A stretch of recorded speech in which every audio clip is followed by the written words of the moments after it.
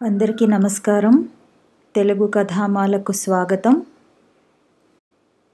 ఈరోజు నుంచి కొత్త నవల చదువుకుందాము. ఎద్దనపూడి సులోచన రాణి గారు రాసిన మధుర స్వప్నం. ఈ నవల 1981 ఆంధ్రజ్యోతి వారపత్రికలో సీరియల్గా ప్రచురించబడినది. 1982వ సంవత్సరంలో ఈ నవల సినిమాగా తీయబడినది. కథ మొదలు పెట్టుకుందాము. రాత్రి 7 గంటల వేళ సికింద్రాబాద్ రైల్వే స్టేషన్లో అక్కడ 1వ నెంబర్ ప్లాట్ఫారంలో పట్టాల మీద కొద్దిసేపట్లో బయలుదేరడానికి సిద్ధంగా ఉన్నట్టుగా గోదావరి ఎక్స్ప్రెస్ పొగలు గక్కుతూ నిలబడి ఉంది. ప్లాట్ఫారం నిండా పళ్ళు అమ్మేవాళ్ళు తోపుడు బళ్ళ మీద టీ డబ్బాలు పెట్టి తోసుకుంటూ గరం గరం చాయ్ అని అరిచేవాళ్ళు, సామాన్లు నెత్తిమీద పెట్టుకుని చేతులతో మోస్తూ కంపార్ట్మెంట్ల వైపు వడివడిగా నడిచే రైల్వే కూలీలు, వారెక్కడ కనుమరుగయి మోసం చేస్తారోనని భయపడినట్టుగా వారి వెంట పరుగులు తీస్తున్న ప్రయాణికులు, రైల్వే పెట్టెలలో కూర్చుని వెళ్ళడానికి సిద్ధంగా ఉన్న వారితో వీడ్కోలు చెబుతూ జాగ్రత్తలు బోధిస్తూ పంపడానికి వచ్చిన బంధువులు, వీరందరితో ఆ ప్రదేశమంతా కిటకిటలాడుతూ రణగణధ్వనిగా ఉంది. ఈ సందడికంతటికి అతీతంగా ఆ గొడవ ఏమీ పట్టనట్టుగా అక్కడున్న బెంచ్ మీద కాలు వేసుకుని వెనక్కు ఆనుకొని పొడుగ్గా ఉన్న ఒక యువకుడు కూర్చుని ఉన్నాడు. అతని ముఖానికి పేపర్ అడ్డం ఉంది. బెంచి మీద అతని పక్కనే ఒక సూట్ కేసు, దాని మీద ఇంకొక బ్రీఫ్ కేసు పెట్టి ఉన్నాయి. ఇంతలో అక్కడికి ఒక లావుగా పొట్టిగా ఉన్న ఆయన వచ్చాడు. ఆయన ముఖాన విభూది గీతలు, వాటి మధ్య గంధం బొట్టు ఉంది. గూడకట్టు లాల్చీ ధరించి తమలపాకులు నములుతున్న ఆయన వచ్చి ఆ యువకుడి పక్కన కూర్చున్నారు. ఆయన వెంటే మరో 2 వచ్చారు. వారిలో ఒక అతని చేతిలో మృదంగం, ఇంకో అతని చేతిలో ఫిడేలు పెట్టే ఉంది. తమలపాకులు నములుతున్న ఆయన పక్కగా వినయంగా వాళ్ళిద్దరూ నిలబడ్డారు. అమ్మాయి గారు ఇంకా రాలేదు, మృదంగం పట్టుకున్న అతను అన్నాడు. వస్తుందిలే, రైలు బయలుదేరటానికి ఇంకా టైం ఉంది. అయ్యగారికి ట్రైన్ ఎన్నింటికి బయలుదేరుతుందో బాగానే తెలుసు, నిర్లక్ష్యంగా అన్నాడాయన. అయ్యగారిని అడిగి నాకు ఈ నెల జీతం అడ్వాన్స్ ఇప్పించాలి తమరు. ఎందుకు? మా ఆడదానికి ఒంట్లో బాగాలేదు, వెళ్ళగానే మనీ ఆర్డర్ చేస్తానంటే గాని అది నన్ను వదల్లేదు. అసలు ముందే అడిగి తీసుకుని ఇస్తే గాని వెళ్ళవద్దంది. మీరు చాలా హడావిడిలో ఉన్నారు, అందుకే అడగలేకపోయాను. అయ్యగారు ఇప్పుడు వస్తారుగా, నువ్వు అడుగు. అమ్మో నేనే? వారిని చూస్తే నాకు నోట్లోంచి మాటే రాదు. ఏం మింగుతాడా? నా దగ్గర మాత్రం వాచాలత్వం వస్తుంది. సన్నాసి, మీకు కావలసినవన్నీ నేను అడిగి ఆయన చేత ఆ తిట్లు అన్నీ నేను తినాలన్నమాట. ఏం అయ్యగారు మీకిచ్చే జీతంలో నాకేమైనా వాటా ఇస్తున్నారా? అంత మాట అనకండి, వారి దగ్గర మీకున్న చనువు వేరు. ఏడిసావు, ఏ మనిషి దగ్గరైనా చనువు పెట్టుకోకపోవటం అనేది మనసులో ఉంటుంది. ఇంతలో అక్కడికి 10 సంవత్సరాల కుర్రాడు ఒకడు వచ్చాడు. వాడి ఒంటిన నిక్కరు తప్ప ఇంకేం బట్టలు లేవు. తల చింపిరిగా ఉంది. అయ్యా ధర్మం, బువ్వ తిని 4 రోజులైంది, కడుపు కొట్టుకుంటూ చూపించాడు. పోరా వెధవ, ఇప్పుడేగా అక్కడ అరటిపళ్ళు మెక్కుతూ కనిపించావు, పో కసిరాడాయన. నేనా? కాదు సామి, కాదు, అమ్మ మీద ఒట్టు, నాయన మీద ఒట్టు. నీకసలు అమ్మా నాయన ఉన్నారా? పో అని ఎక్కడా కూర్చోనేరు అని విసుక్కున్నాడు. ఆకలి సామి, చచ్చిపోతున్నాను. అక్కడికి పో, ఆ గుజరాతీ ఆయన దగ్గర చాలా డబ్బులున్నాయి, వేస్తాడు దూరంగా చూపిస్తూ అన్నాడాయన. అక్కడ అడిగాను స్వామి, ఆయన ఇక్కడికి చూపించి వెళ్ళమన్నాడు. ఏడిసావు, వెధవ అబద్ధాలు నువ్వును. ఆకలి స్వామి, మళ్ళీ పొట్టగొట్టుకున్నాడు. వెళ్తావా తన్నమంటావా? ఆయన చర్రుమంటూ కొట్టడానికి లేచాడు. కుర్రాడు దూరంగా పోయి నిలబడ్డాడు. పేపర్ చూస్తున్న యువకుడు అది తీసి పక్కన పెట్టి జేబులు తడుముకొని చిల్లర తీసి ఇదిగో అంటూ పిలిచి ఇచ్చాడు. చేతిలో పడిన పావలా చూడగానే కుర్రాడి ముఖం చాటంతయింది. దేవుడు మిమ్మల్ని చల్లగా చూడాలి సార్ అన్నాడు. చూడు, ఎవరన్నా కాదు అంటే విసిగించకూడదు, ఇంకో చోటికి వెళ్ళిపోవాలి, తెలిసిందా అన్నాడు. అలాగే సార్ అన్నాడు. ఇంతలో మృదంగం పట్టుకున్న అతను కేక పెట్టినట్లుగా అదుగో అమ్మాయి గారు వస్తున్నారు అన్నాడు. గూడకట్టు ఆయనతో పాటు యువకుడు కూడా అటువైపు యథాలాపంగా తల తిప్పి చూశాడు. దూరం నుంచి వస్తోంది ఒక అమ్మాయి. ఆ అమ్మాయి తట్టిల్లతలా ఉంది. యవ్వనపు బిగిలో సౌందర్య శోభతో మెరిసిపోతున్న ఆమె శరీర లావణ్యం ముందు ఆమె ధరించిన ఖరీదైన చీర, నగలు వన్నె తగ్గినట్టే ఉన్నాయి. ఆ అమ్మాయి పింక్ కలర్ చీర కట్టుకుని చకచకా నడుస్తూ వస్తోంది. ఆ నడకలోనే ఒక లయ ఉంది. చుట్టుపక్కల వాళ్ళు ఆమె సౌందర్యానికి ముగ్ధులైనట్టు చూస్తుంటే అదేమీ పట్టనట్టుగా, అలాంటి చూపులు చాలా అలవాటైపోయినట్టుగా వస్తోంది. ఆమె నడకలో రాజహంస సొగసు, రాజకుమార్తె ఠీవీ ఉన్నాయి. ఆ అమ్మాయి వెంటే ఇద్దరు ఫోటోగ్రాఫర్లు పరుగెత్తినట్టుగా వస్తున్నారు. వాళ్ళేదో అర్థిస్తున్నట్టుగా అడుగుతున్నారు. ఆ అమ్మాయి నో నో ఐఎమ్ సారీ అంటూ చేతులూపుతూ తన తిరస్కారం చూపిస్తోంది. వాళ్ళు ఆ తిరస్కారం పట్టించుకోవటం లేదు.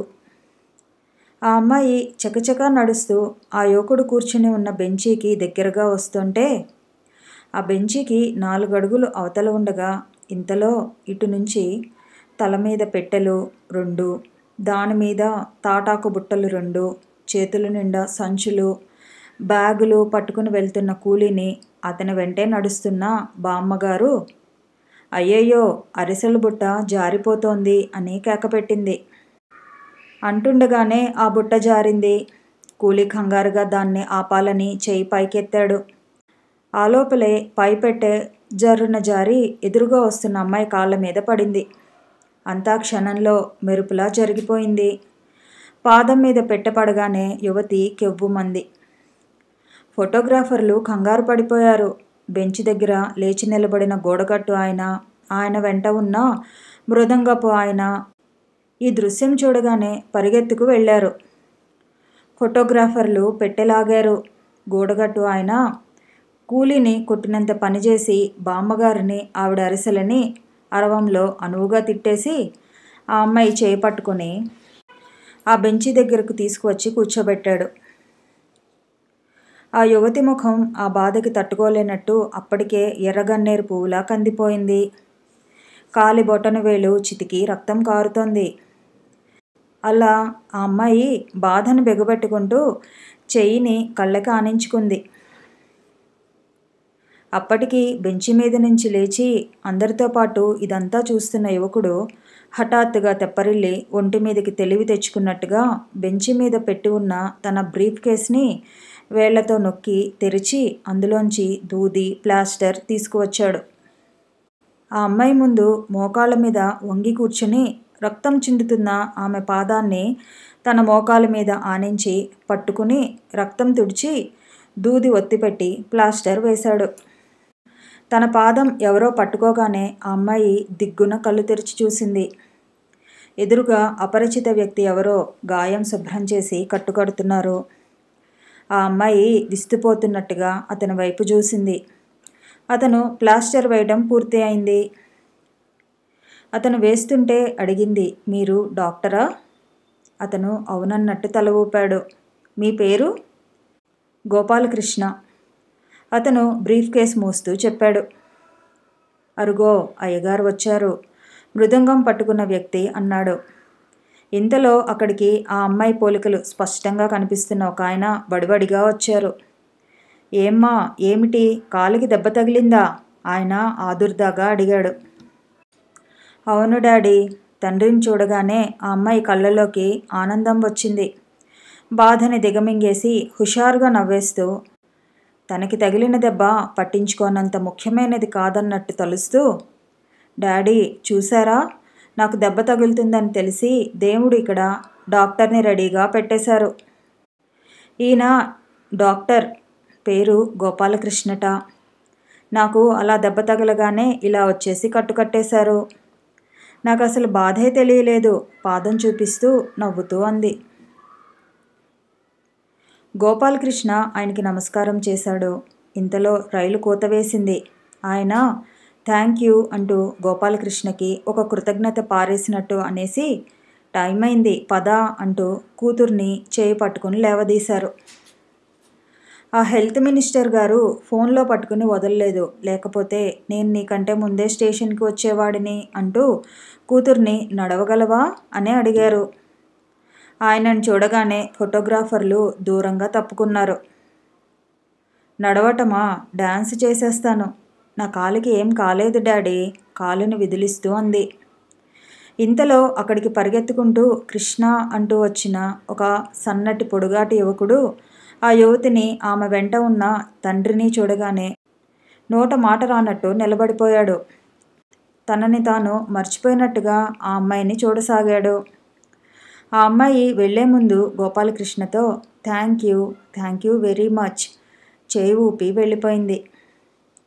ఏమిట్రా మురళి, అట్లా చూస్తున్నావు? గోపాలకృష్ణ సన్నటి యువకుడి భుజం తట్టుతూ అన్నాడు. ఆ అమ్మాయి ఎవరో తెలుసా? నిద్రలో అడిగినట్టు అడిగాడు. ఎవరు? కళ్యాణి. పూర్తి పేరు శ్రీ కళ్యాణి. వాళ్ళ నాన్న సిరి అని పిలుస్తారు. ఆయన ఎవరో తెలుసా? తెలియదు. తెలియదా? మినిస్టర్లు, వ్యాపారవేత్తలు, దొంగచాటు వ్యాపారులు అందరూ ఒకే రకంగా ఇష్టపడి గౌరవించే రాజారాం గారు. ఆయన ఏకైక గారాల పట్టి ఆ అమ్మాయి. కళ్యాణి డ్యాన్స్ చేస్తుండగా చూస్తుంటే మనకి మనం ఎవరో మర్చిపోయేంత మైకం వస్తుంది. అవును. మురళి గోపాలకృష్ణ వైపు పూర్తిగా తిరిగాడు. ఆ అమ్మాయి నీతో మాట్లాడుతుందేమిటి? నీకెలా పరిచయం? ఆమె కాలుకి దెబ్బ తగిలింది, నేను కట్టుకట్టాను. ఆ అమ్మాయి ఎవరో కూడా నాకు తెలియదు. ఏమిటి, కళ్యాణి పాదం నువ్వు ముట్టుకున్నావా? ఏవి నీ చేతులు? మురళి హఠాత్తుగా గోపాలకృష్ణ 2 చేతులు పట్టుకొని వాటి వైపు తమకంగా చూశాడు. వెంటనే వాటిని 2 కళ్ళకి అద్దుకుని ముద్దు పెట్టుకున్నాడు. ఏమిట్రా ఇది? ఆశ్చర్యంగా అడిగాడు. నీ చేతి వేళ్ళకి పవిత్రత వచ్చేసింది. నువ్వు డాక్టర్వి అయిపోయావు గానీ, లేకపోతే వాటిని కోసి జేబులో పెట్టుకుని ఇంటికి తీసుకువెళ్ళి పూజించుకునేవాడిని. ఏడిసావు. బ్రీఫ్ కేసు, సూట్ కేసు తీసుకుంటూ అన్నాడు. అరగంట ముందే వస్తానన్న వాడివి ఇంత ఆలస్యం చేశావేమిటి? రాంపండు లేడు, వాడికి కడుపు నొప్పి వస్తే హాస్పిటల్లో చేర్పించి వచ్చాను. మర్చిపోయా, ఇదిగో చేతిలో ప్యాకెట్లు అందించాడు. ఏమిట్రా ఇవి? వద్దంటున్నా వినకుండా ఆ మారుమూల చోటుకి పోతున్నావు. కొల్లేరు అంటే దోమల రాజ్యం అని, అక్కడ దోమలు ఏనుగుల్లా, మనుషులు పీనుగుల్లా ఉంటారని మా మావయ్య అంటుండేవాడు.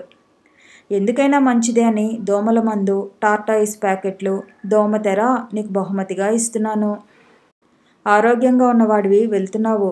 ఏ మలేరియా పేషెంట్లా చిక్కి శల్యమై తిరిగి వస్తావో ఏమిటో. చట్ నోర్మై శుభమా అని నేను ఉద్యోగంలో చేరటానికి వెళ్తుంటే కృష్ణ కసిరాడు. ఇద్దరు కంపార్ట్మెంట్ వైపు నడవసాగారు. మురళి లెక్చర్ ఇస్తున్నట్లుగా అన్నాడు. ఒరేయ్, వయసులో ఉండగా డబ్బు సంపాదన మినహా ఇంకే ఆదర్శమో ఉండకూడదు. పల్లెటూరు వెళ్ళి ప్రాక్టీస్ పెడితే ఒరుగుతుందిరా. పల్లెటూరు వెళ్ళాలంటే ముందు సిటీలో ఉండి డబ్బు సంపాదించి ఒక స్టేటస్ తెచ్చుకోవాలి. కారు కొన్న తర్వాత ఆ కారులో కాన్వెంట్లో చదివే పిల్లలు, ఫ్యాషన్గా ఉండే భార్యని తీసుకుని అలా అలా సెలవులకి వెళితే ఊళ్ళో జనం అంతా ఫారినర్స్ని చూసినట్లు మనల్ని చూడటానికి విరగబడతారు. మనం చూడకపోయినా పనిగట్టుకుని పలకరించి దండం పెడతారు. డాక్టర్గా వెళ్ళాలి అంటే అలా వెళ్ళాలి. ఇలా వెళితే ఏం విలువరా? నీ మందుల పెట్టె నువ్వే మోసుకుంటూ వెళ్ళాలి.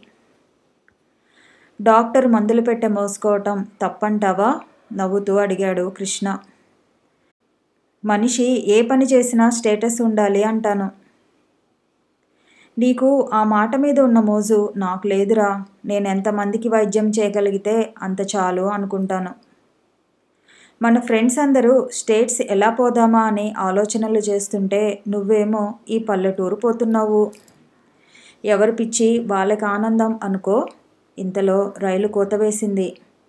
కృష్ణ తను ఎక్కవలసిన కంపార్ట్మెంట్లో ఎక్కాడు. ఎంత అదృష్టవంతుడివిరా. అదేమిటి? కళ్యాణి ఎక్కిన రైల్లోనే నువ్వు ఎక్కి వెళ్తున్నావు. దేనికైనా అదృష్టం ఉండాలి.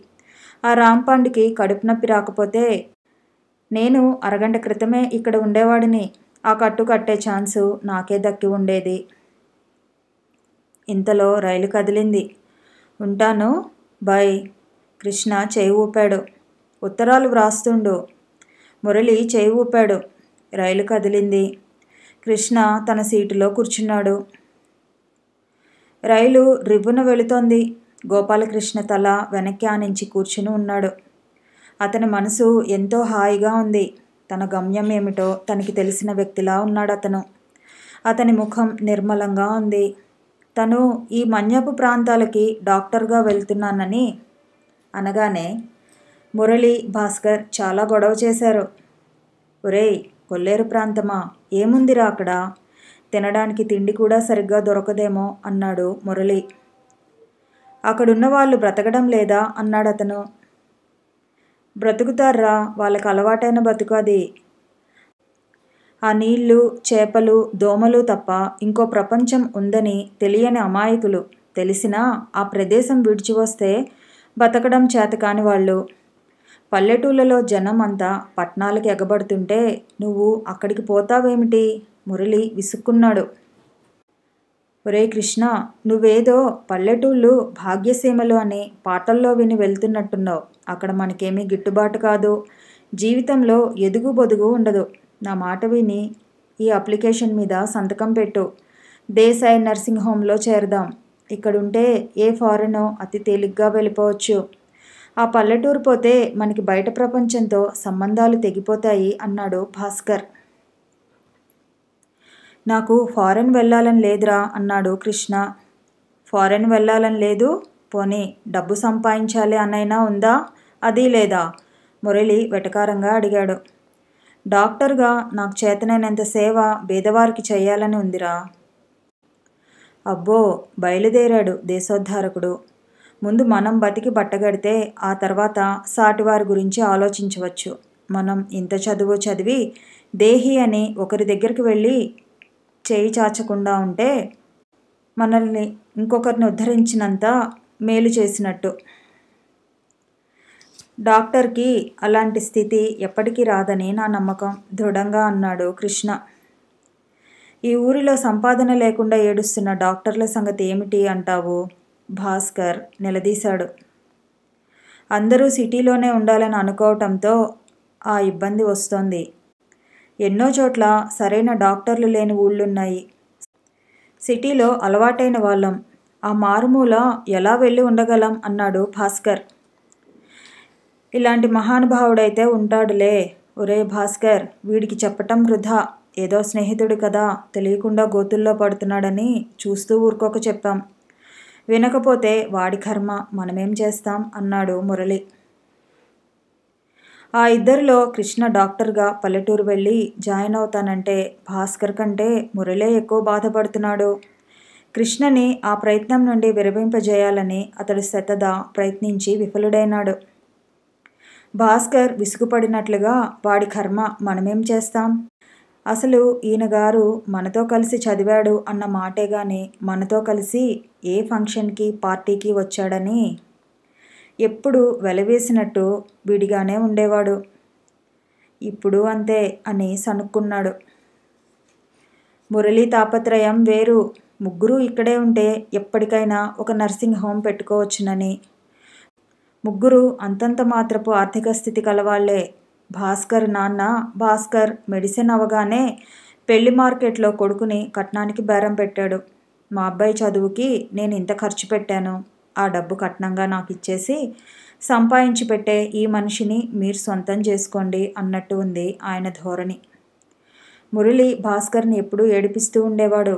మురళికి పెళ్లి మీద లేదు, అతనికి ఎంతసేపు డబ్బు త్వరగా ఎలా సంపాదించాలి అన్నదే యావా. ఒరేయ్, నువ్వు పొరపాటుగా డాక్టర్వి అయ్యావు గాని ఏ చింతపండు కొట్టో పెట్టాల్సిన వాడివి అంటూ భాస్కర్ ఏడిపించేవాడు.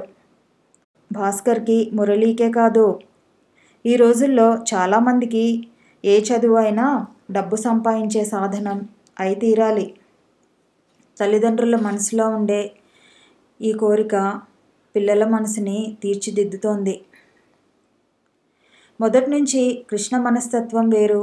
అతనికి ఒక ధ్యేయం ఉంది, డాక్టర్ వృత్తితో వీలైనంత ఎక్కువ మందికి సేవ చేయాలి. భాస్కర్ అలా కాదు, స్టేటస్ కోసం తండ్రి పోరు మీద మెడిసిన్ చదవటానికి వచ్చాడు. మురళికి వాళ్ళ ఎదురింటి డాక్టర్ గారు ఆదర్శం. ఆయన పెద్ద ఇల్లు కట్టాడు. కారు, కుక్కలు, నౌకర్లు, ఫోన్లు, ఆ ఇంటికి వచ్చేపోయే కార్లు చూసి అతనికి చిన్నప్పటి నుంచి తను కూడా డాక్టర్ అయ్యి అలా డబ్బు సంపాదించాలనే. ఈ ముగ్గురు కలిసి ఒకే రూమ్లో ఉండి చదువుకున్నారు. మెడిసిన్ చదివిన ఇన్ని సంవత్సరాలలో ఒకరి అభిప్రాయాలు ఒకరు మార్చాలని ఎంతగానో ప్రయత్నించారు. కానీ ఎవరికి వారే నిర్దిష్టమైన అభిప్రాయం కలవాళ్ళు అవటంతో ఎదుటివారి అభిప్రాయాన్ని స్వీకరించలేకపోయారు. అందుకే చదువు పూర్తి అవగానే ఎవరి మార్గంలో వాళ్ళు వెళ్ళిపోవడానికే ఆయత్తమయ్యారు. కృష్ణకి మురళి భాస్కర్ని వదిలి వెళ్తుంటే ఏదో వెలితిగా అనిపించసాగింది. భాస్కర్ కంటే మురళి మరీను అహర్నిశలు ఏదో ఒక మాట చెప్పి నవ్విస్తూ ఉంటాడు. చాలా తొందర స్వభావం. ఆ తొందర మూలంగా అతను చిక్కుల్లో పడిన సంఘటనలు కూడా అనేకం ఉన్నాయి. ముఖ్యంగా అతనికి లలిత కళలంటే అమితమైన ఆసక్తి. ఊళ్ళో ఏ డాన్స్ ప్రోగ్రాం జరిగినా, ఏ పాట కచేరీ జరిగినా వీలైనంత వరకు వదలకుండా వెళ్తాడు. అతను జీవితాన్ని సరదాగా సులభంగా గడిపేయాలని చూస్తాడు.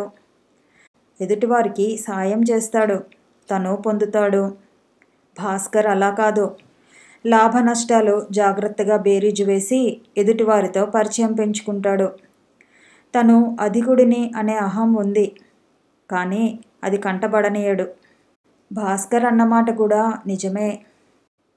తను ఉద్యోగాలకి సిటీ వదిలి ఈ మారుమూల పల్లెటూరికి వెళ్తున్నానని అంటే భాస్కర్ వెళతాడురా వెళతాడు, వాడికే, ఒంటరివాడు, నా అన్న వాళ్ళు లేరు, తల్లిదండ్రులు, అక్క చెల్లెళ్ళు ఇలాంటి బంధాలు లేవు, పూర్తి స్వేచ్ఛ ఉంది.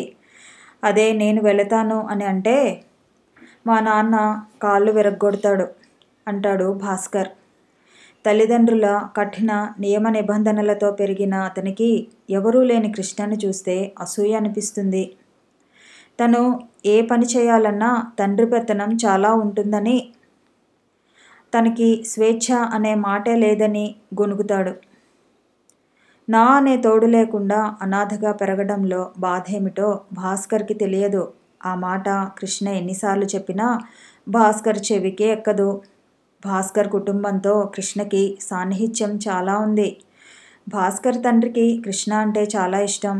అతన్ని చూసి బుద్ధి తెచ్చుకోరా, ఎవ్వరూ అండదండలు లేకపోయినా ఎంత కష్టపడి చదువుకుంటున్నాడో, నేను అనేవాణ్ణి ఒకడిని ఉండి సంపాదించి పోస్తుంటే చదవటానికి నీకు కష్టంగా ఉంది, ఆయాచితంగా వచ్చిన వాటి విలువ తెలియదురా అని సాధిస్తాడు.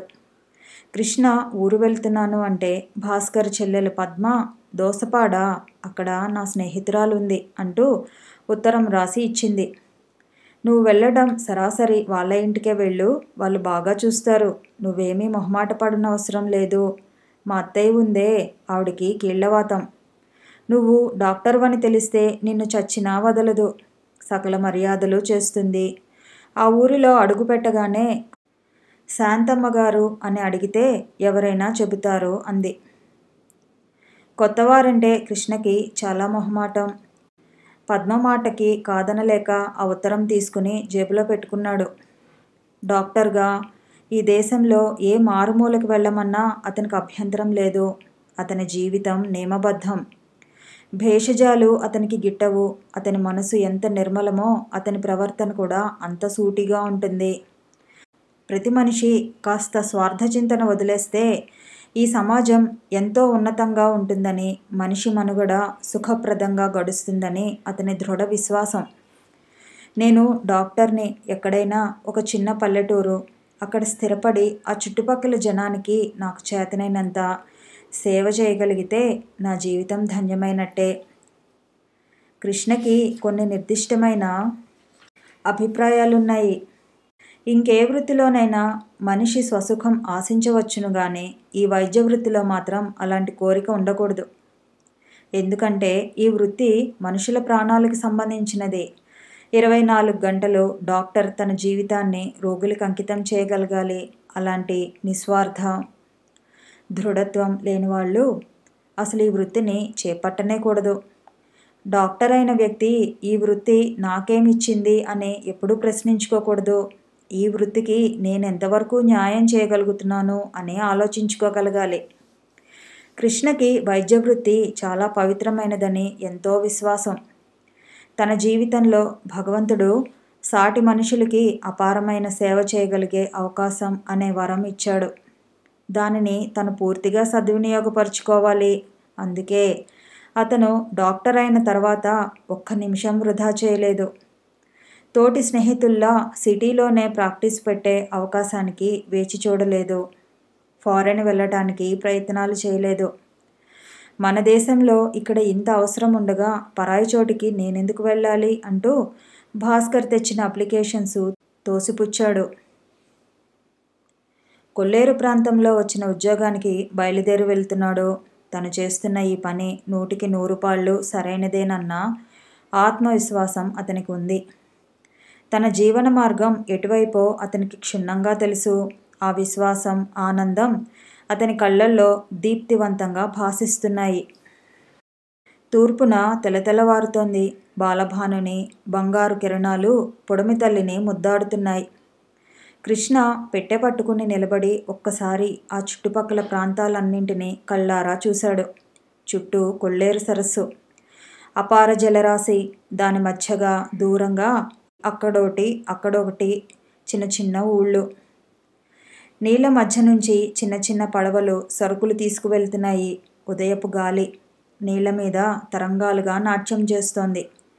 ఒకచోట తామరాకులు ఎత్తుగా ఉన్నాయి. ఆ చుట్టుపక్కలంతా నిశ్శబ్దం, అతి నిశ్శబ్దం.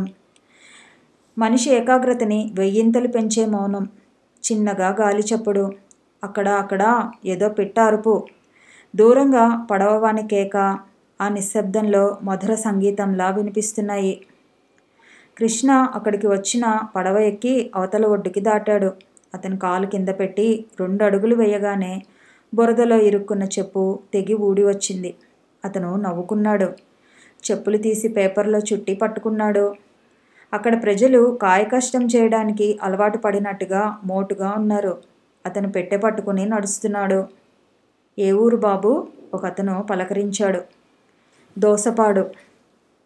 అలాగా, అటు ఇంకో 1/2 మైలు నడవాలి, చేయి పెట్టి చూపిస్తూ అన్నాడు.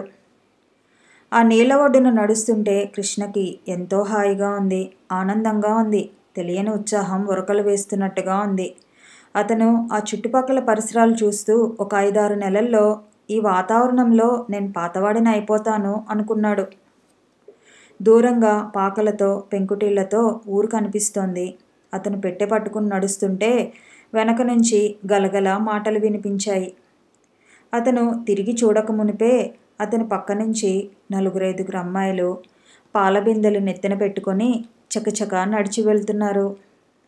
వాళ్ళు ఏవో కబుర్లు చెప్పుకుంటూ వాళ్ళ లోకంలో ఉన్నట్టుగా ఉన్నారు వాళ్ళు. అక్కడ చిన్న కాలువ ఉంది. దానిని వాళ్ళు చెంగున దూకినట్టు దాటేశారు. వాళ్ళ వెనకే వస్తున్న అతను కాస్త ఆగి దాన్ని దూరం చూసి జాగ్రత్తగా అంగవేసి దాటబోయాడు. కాలు జర్రున జారింది. అతను తూలిపడ్డాడు. పెట్టె దబేల్న కింద పడింది. వెనక నుంచి దబ్బుమని అయిన శబ్దానికి అమ్మాయిలు తిరిగి చూశారు. కృష్ణ పడినవాడు లేస్తున్నాడు. అయ్యయ్యో, అమ్మాయిల్లో నల్లగా ఉన్న ఒక అమ్మాయి గబాల్న తిరిగి వచ్చింది.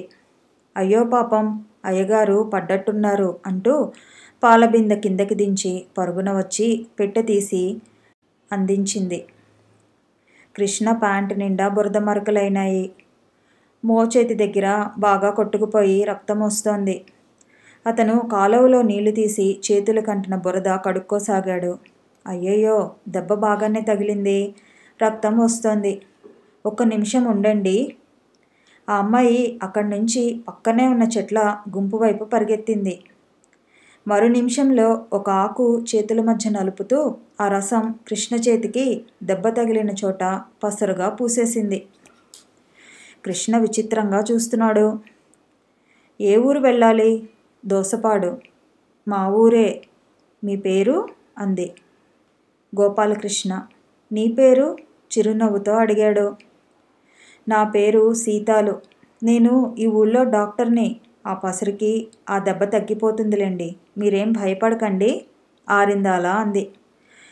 కృష్ణ నవ్వుముఖంతో అలాగా అన్నట్టు చూశాడు. అతను వాళ్ళతో కలిసి నడక సాగించాడు. ఊరు మొదలైంది. కృష్ణ దయానిధి గారి అడ్రస్ అడిగాడు. సీతాలు ఊరి మధ్యగా ఉన్న ఒక పెంకుటిల్లు చూపించి అదే వెళ్ళండి అంటూ తన తోటివారితో కలిసి తన దోవన తాను వెళ్ళింది. బురద మరకలు నిండిన ప్యాంటుతో, చెప్పుల్లేని పాదాలతో కృష్ణ ఆ పెంకుటింటి ఆవరణలో అడుగుపెట్టాడు.